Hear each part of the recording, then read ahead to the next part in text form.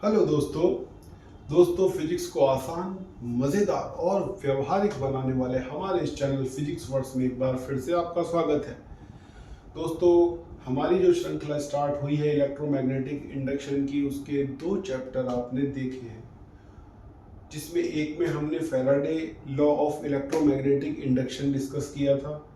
दूसरे वाले पार्ट में हमने डिस्कस किया था कि किस तरीके से इंड्यूस्ड ईएमएफ जो है उसकी डायरेक्शन हम पता लगा सकते हैं, उसकी पोलैरिटी हम पता लगा सकते हैं, या ऐसा कहें कि इंड्यूस्ड करंट की डायरेक्शन हम पता लगा सकते हैं यूजिंग लेंजेस लॉ।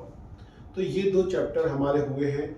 आज नया चैप्टर या नया कॉन्सेप्ट हमारा पास में जो डिस्कस करने जा रहे हैं हम, वो है आपका दोस्तों, जब किसी रॉड को या फिर एल लेंथ के किसी वायर को हम मैग्नेटिक फील्ड में मूव करते हैं, मोशन में रखते हैं, तो उस पर किस तरीके से इलेक्ट्रिक करंट जो है वो किस डायरेक्शन में फ्लो होती है, इंड्यूस्ड ईएमएफ किस तरीके से उस पर लगता है। तो अगर आप देखें दोस्तों, मोशनल इलेक्ट्रोमोटिव फोर्स हमने इसको नाम दिया है, यानी कि मोशन में हमारे पास में हमको कंडक्टर चाहिए। अब अगर आप देखें दोस्तों, केवल आप देखिए कि हमने एक मैग्नेटिक फील्ड लिया है, ये मैग्नेटिक फील्ड अंदर की तरफ है और इसमें एक रॉड हमने रख दी है।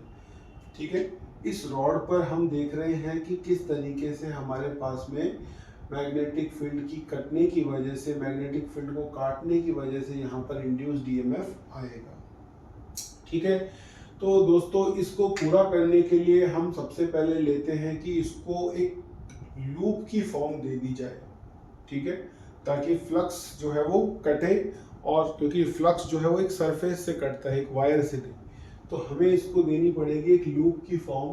तो एक लूप की फॉर्म देने के लिए हम एक इस तरीके का एक सेक्शन लेते हैं और उसके ऊपर इसको रख देते हैं और स्लाइड कराते हैं यहाँ से यहाँ की तरफ। ठीक है, यहाँ से स्टार्ट करेंगे और यहाँ की तरफ लेके जाएंगे, तो उससे इस लूप से पास होने वाला फ्लक्स जो है वो धीरे धीरे बढ़ता जाएगा। क्योंकि जब आप रॉड को यहाँ रखेंगे, मान लीजिए इस मार्कर का ऐसे रॉड समझिए, जब आप यहाँ रखेंगे तो बिल्कुल भी फ्लक्स नहीं घट रहा होगा, पर जैसे जैसे स्लाइड करेंगे तो फ्लक्स जो है वो बढ़ता जाएगा और फ्लक्स के रेट में चेंज आएगा। रेट में चेंज का मतलब समय के हिसाब से फ्लक्स जो है वो बढ़ेगा। तो हम देखें कि होता क्या है कि जब इसको यहाँ से खिसकाया जाता है दोस्तों, तो जो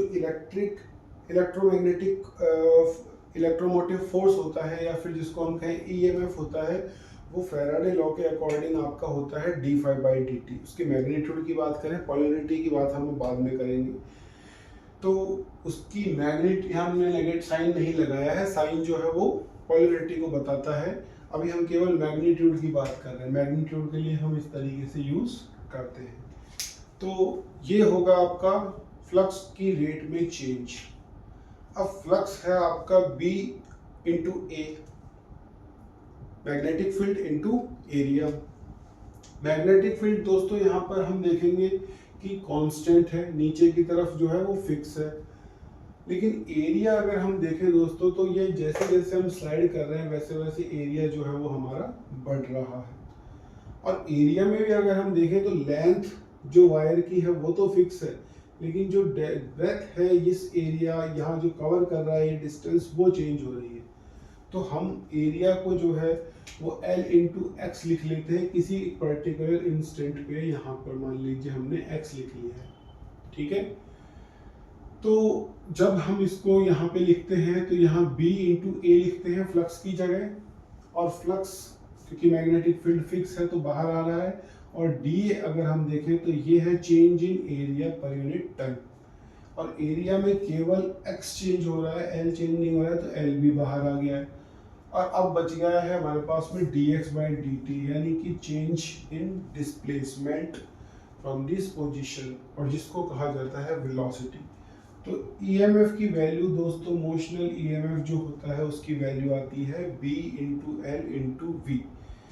ठीक है, तो BLV जो होती है वो electromotive force for a motional wire और कंडक्टर और rod in a magnetic field आता है। अब बात करते हैं इसमें पोलैरिटी की। तो पोलैरिटी के लिए दोस्तों हमें देखना पड़ेगा कि इसके चार्ज किस तरफ जा रहे हैं। एक्चुअली में हुआ क्या है कि जो भी हमने इसको जब मूव किया है, तो अगर आप देखें कि मैग्नेटिक फील्ड में अगर हम किसी चार्ज को मूव कराते हैं, क्योंकि ये कंडक्टर बहुत सारे चार्जेस से मिलके बना हुआ है, अब अगर हम उन चार्जेस को कराएंगे मूव, तो क्या होगा दोस्तों, उन पे लगेगा एक फोर्स लगता है क्यू वी क्रॉस बी। अब क्यू वी क्रॉस बी जो फोर्स लग रहा है, उससे हम चार्जेस यानी क्यू पे लगने वाले फोर्स की डायरेक्शन निकाल सकते हैं वी क्रॉस बी से, यानी फर्स्ट वेक्टर से सेकंड वेक्टर की तरफ कर्ल कीजिए अपनी फिंगर्स को। तो अगर हम देखें, मान लीजिए यहाँ पर कोई चार्ज है क्यू, ठीक है, अब वो यहाँ खिसक रहा है, यहाँ पर उसके फोर्स लग रहा है, तो बात करें उस फोर्स यहाँ पर, तो v क्रॉस b, ठीक है, तो v इधर की तरफ मोशन है और b नीचे की तरफ है, तो v क्रॉस b यानी कि ऊपर की तरफ फोर्स लगेगा उस चार्ज पर, ठीक है। तो यहाँ सारी बात होती है दोस्तों पॉजिटिव चार्ज की, क्योंकि हमने सारी कैलकुलेशन पॉजिटिव चार्ज के हिसाब से करी हुई है, और करंट की डायरेक्शन पॉजिटिव चार्ज की डायरेक्शन में ही होती है, ठीक है। इलेक्ट्रॉन के अपोजिट कह सकते हैं या फिर पॉजिटिव की डायरेक्शन में कह सकते हैं। तो हम इसीलिए यहाँ पर फोर्स की डायरेक्शन पॉजिटिव चार्ज पे निकाल लें और वही करंट की डायरेक्शन होगी, तो उसके हिसाब से हम ईएमएफ की डायरेक्शन या ईएमएफ की पोलैरिटी दे पाएंगे।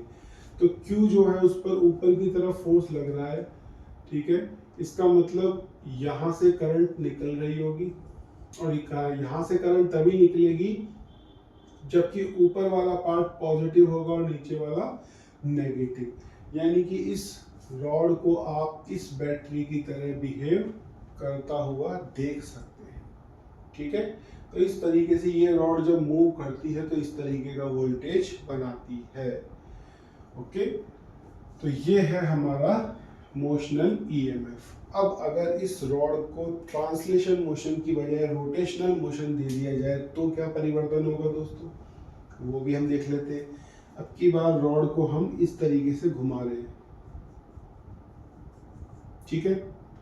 तो दोस्तों होगा क्या कि ये एल लेंथ की रॉड है, ठीक है, इसमें एक्स जो है बी मैग्नेटिक फील्ड अंदर की तरफ है, और इसमें इस रॉड को घुमाया जा रहा है। तो अगेन वही होगा, किस तरीके से हमें निकालना है, हमारे पास में मोशनल ईएमएफ की वैल्यू आ गई है E equal to V B L, ठीक है। अब ध्यान देते हैं हम इसके ऊपर, तो ये हो गया आपका, ये मान लीजिए आपके पास में है ना, ठीक है। तो ये एल लेंथ का है दोस्तों। अब पूरी लेंथ पर हमने छोटी लेंथ पर या फिर dx लेंथ हम इससे उठाते हैं, dx का मतलब एक छोटी सी लेंथ हम यहाँ उठा के बाहर रखते हैं, ठीक है। अब इस पर जो मोशनल ईएमएफ डेवलप होगा वो बहुत छोटा डेवलप होगा, डीई डेवलप होगा, और उसकी वैल्यू होगी आपकी वी बी एल। तो v हमारे पास में है, b हमारे पास में है, और l इसकी लेंथ जो है वो छोटी है, क्योंकि लेंथ जो है उसके चेंज होने से दोस्तों हमारे पास में v चेंज होगा, ठीक है। तो यहाँ अगर हम देखें, क्योंकि v जो है वो आपका डिपेंड करेगा पोजीशन के ऊपर, ठीक है। तो यहाँ ये वैल्यू आ गई आपकी V B into d x. अब बात करें, दोनों तरफ इंटीग्रेट करें, तो b तो आपका बाहर आ गया, लेकिन v जो है उसमें x का पार्ट है। कैसे? क्योंकि वेलोसिटी जो होती है वो उसमें रोटेशनल में उसकी वेलोसिटी को लिखा जाता है v equal to R into omega, ठीक है। तो आर ओमेगा को हम यहाँ लिख सकते हैं x ओमेगा, यानी कि ये वाला पार्ट यहाँ से x दूरी पर है, ठीक है। तो इसको हम लिख सकते हैं x ओमेगा, ठीक है। तो v equal to x omega हमने लिखा, और dx जो है वो कहाँ से कहाँ तक चेंज हो रहा है, ये लेंथ जो है वो अगर हम 0 से लेके l तक काउंट कर लें तो हमारे को पूरी लेंथ पे ईएमएफ मिल जाएगा, इसलिए dx की वैल्यू हमने 0 टू l ली है। तो b नॉट चेंजिंग बाहर आ गया, ओमेगा क्योंकि एंगुलर वेलोसिटी सारे पार्टिकल्स की सेम रहती है तो वो भी बाहर आ गई, लेकिन वेलोसिटी जो आपकी एक्स ओमेगा थी उसका एक्स जो है वो अंदर रह जाएगा, क्योंकि हर पार्टिकल का जो है वो अलग ईएमएफ डेवलप हो रहा है, तो एक्स जो है वो बाहर की तरफ रह गया है। तो x D x x dx को अगर हम करें तो ये होता है x स्क्वायर बाय 2, और x की जगह हम लिखेंगे l, क्योंकि ये 0 to l है, तो अपर लिमिट लिखेंगे l square by 2 minus 0 square by 2। तो यहाँ से हमको मिलता है l स्क्वायर बाई 2, जो कि हमने यहाँ पर लिखा है। तो ये हो गया b omega l square by 2। ये आपकी वैल्यू आएगी मोशनल ईएमएफ की, जबकि कोई सर्कुलर या रोटेशनल मोशन जो है वो कर रही हो बॉडी या फिर कोई कंडक्टर।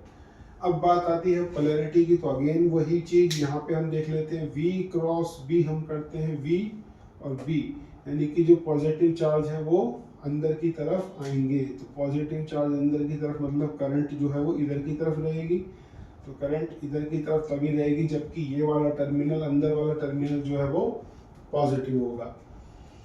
ठीक है, तो अगर ये O पॉइंट है और A पॉइंट है तो हम लिख सकते हैं कि O वाला पॉइंट हायर पोटेंशियल पर है, तो VO माइनस VA की value B omega L square by 2 होगी। दोस्तों यहाँ पे एक चीज ध्यान में देने की है कि हमने केवल स्टार्टिंग और एंडिंग पॉइंट नोट किया है, यहाँ पे बीच वाले पॉइंट का क्या पोटेंशियल है इससे हमको कोई फर्क नहीं पड़ता। तो अगर आपको रॉड जो है वो कुछ इस शेप में भी दे दी जाए तो आपको केवल डिस्प्लेसमेंट को फोकस करना है, ना कि डिस्टेंस को। Only initial and final position is consider, not the in between क्या हो रहा है उससे हमें मतलब नहीं है। ठीक है, जैसे मान लीजिए कोई रॉड है इस तरीके से, तो हमें मतलब नहीं है इस तरीके से यहाँ से यहाँ जाए, यहाँ से यहाँ जाए, बात वही पड़ेगी। यहाँ से यहाँ से यहाँ जाएंगे तो बात वही पड़ेगी जो कि यहाँ से यहाँ निकल रही होगी। वी ओ वी ए और वी बी को हम लिख सकते हैं V O minus V B, यही हमारा आंसर होगा। सीधे फोकस करेंगे डिस्प्लेसमेंट पर। तो ये था आज का आपका टॉपिक, आशा है आपको पसंद आया होगा। तो चैनल पर इसी तरीके से बने रहिए, वीडियो करते रहिए, देखते रहिए, और जैसे ही आप कोई भी टॉपिक देख लेते हैं तुरंत उसके न्यूमेरिकल निकालने लग जाइए। बहुत शॉर्ट में हम आपको पढ़ा रहे हैं ताकि आपका थ्योरी समेटने में ज़्यादा समय खराब नहीं हो। दोस्तों मैं आपको हर बार यही चीज़ कह के जाता हूँ कि थ्योरी जो है वो उतनी ही करें जिससे कि आपको न्यूमेरिकल तक पहुँचने में आसानी रहे। अभी आप फिजिक्स में चैंपियन बनने की बजाय, चैंपियन या साइंटिस्ट बनने की बजाय एक एग्ज़ाम जिसमें आप अपीयर हो रहे हैं उसको निकालने पर फोकस रखें। और इधर उधर की जो भी आपको, जैसे कई चैनल पे हम देखते हैं कि उनको बताया जा रहा है कि ये चीज़ कैसे होगी, तो इस चीज़ों पे आपको क्या, अगर आप देखेंगे अभी आप एग्ज़ाम दे रहे हैं, ये सुनने में रोचक लग सकता है कि यहाँ पे हम ये पूरा का पूरा प्रैक्टिकल करके दिखाएं, लेकिन उसमें आपका अगर आधा घंटा भी खराब होता है तो दोस्तों ये बड़ी बुरी बात होगी। आपको नॉलेज बेशक मिल जाएगी, लेकिन उस नॉलेज को अगर आप अप्लाई नहीं कर पाए तो वो नॉलेज किसी काम की नहीं है। तो हम यही चाहते हैं कि थ्योरी पढ़कर आप न्यूमेरिकल सॉल्व करें और क्वेश्चन निकाल कर आप उस एग्जाम में सेलेक्ट हों, बजाय कि उस सब्जेक्ट में चैंपियन बनने की। ठीक है, तो आज का टॉपिक इतना ही है। नेक्स्ट टॉपिक में फिर आपसे मुलाकात होगी, तब तक के लिए धन्यवाद।